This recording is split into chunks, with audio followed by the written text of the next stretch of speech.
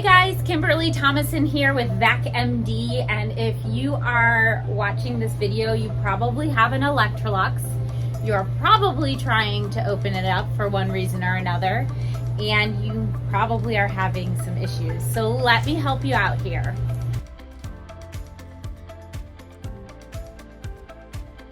All right, so if you have an Electrolux vacuum, one of the old ones, an Aerus or an Epic, sometimes there's numerous reasons why you might be opening it up. Is it turning off on its own? Are you trying to override the airflow indicator?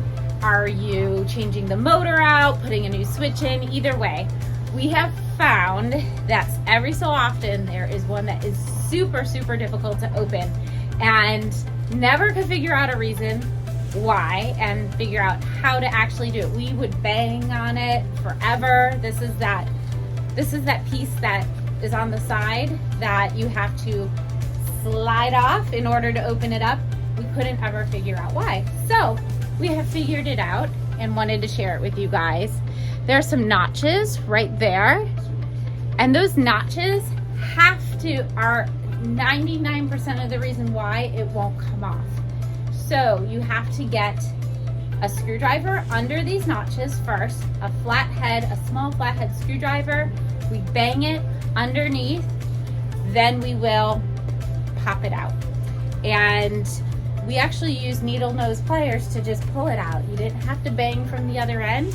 Just pop the screwdriver underneath the one side, use your needle nose screwdrivers to pull it out. So if this helps you and you fix your old vacuum, yay, it lives another day. Please comment below if it helped out. Don't forget to subscribe. You can see videos of us and the dogs, and also make sure to like and follow us on social media. Thanks guys, have a great day.